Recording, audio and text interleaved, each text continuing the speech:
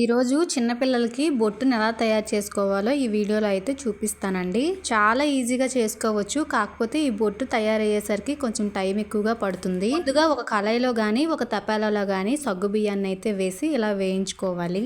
సగ్గుబియ్యం వేగేటప్పటికి దగ్గర ఒక గంట పైనే పడుతుందండి. వేగడం అంటే పైన వేగడం కాదు, సగ్గుబియ్యం మొత్తం కూడా మాడిపోయేటట్టు వేగాలన్నమాట. చూసారా, ఇక్కడ వీడియోలో చూపిస్తున్న విధంగా ఇలా వేయించుకోవాలి. ఇక్కడైతే సగ్గుబియ్యం కొంచెంగా వేగుతూ ఉంది కదా, ఇక్కడ చూస్తున్నారా. మీరు ఎప్పుడైనా బొట్టును చెయ్యాలి అనుకుంటే కట్టెల పొయ్యి మీద గానీ బొగ్గుల పొయ్యి మీద గానీ ఇంటి బయట అయితే చేసుకోండి. ఇలా కూడా చేసుకోవచ్చు, కానీ ఈ బొట్టును చేసేటప్పుడు పొగ అనేది చాలా ఎక్కువగా వస్తుంది. అంతా కూడా ఈ పొగ అనేది చుట్టుముట్టేస్తుందండి. ఇంకా చిన్నపిల్లలు ఉంటారు కదా, కొంచెం ఇబ్బందిగా ఉంటుంది వాళ్ళకి. పిల్లలకనే కాదు మనకు కూడా ఇబ్బందిగానే ఉంటుందండి. ఇక్కడ మేము బొట్టును చేస్తున్నప్పుడు బయట అయితే చేసాము. అప్పటికి కూడా మాకందరికి కూడా దగ్గుగా అనిపించింది. ఇక్కడ వీడియోలో చూపిస్తున్నట్టుగా సగ్గుబియ్యం మొత్తం మాడిపోయేటట్టు వేయించుకోవాలండి. సగ్గుబియ్యం వేగుతున్నప్పుడు ఉండల్లా అయితే కడుతూ ఉంటుంది. ఉండల్లా కట్టిన తర్వాత ఒక 2 నిమిషాల పాటుగా పొయ్యి మీద నుంచి కిందకి దించి ఇక్కడ నేను వీడియోలో చూపిస్తున్న విధంగా ఆ ఉండలన్నిటినీ కూడా గరిటెతో అయితే మెదుపుకోవాలి. తర్వాత మళ్ళీ పొయ్యి మీద పెట్టేసుకుంటే ఈ విధంగా అయితే తయారవుతుందండి. చూస్తున్నారా, ఇక్కడ సగ్గుబియ్యం అనేది బాగా మాడిపోయాయి. ఇలా మాడితేనే బొట్టు అనేది పర్ఫెక్ట్ గా వస్తుంది. బొట్టు వేగిన తర్వాత తగినన్ని నీళ్ళు అయితే పోసుకొని బాగా మరిగించుకోవాలండి.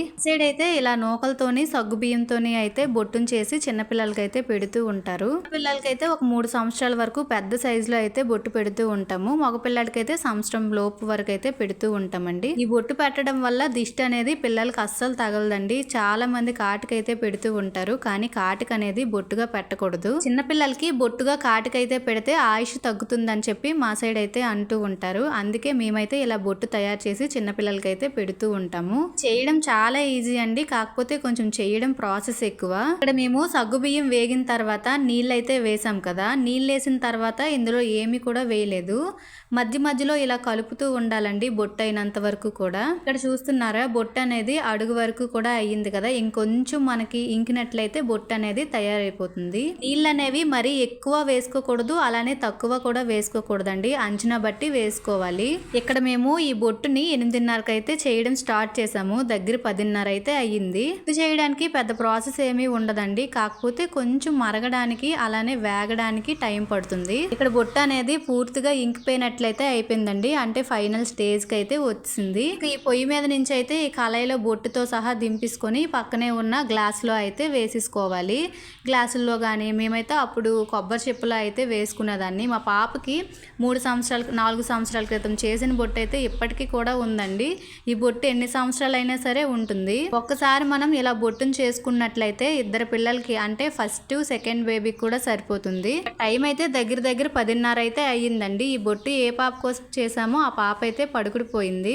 ఇక్కడ ఒక కర్ర పైన అయితే ఈ బొట్టు ఎలా వచ్చిందో ఎలా పెట్టాలో అనేది అయితే మీ అందరికీ చూపిస్తున్నాను.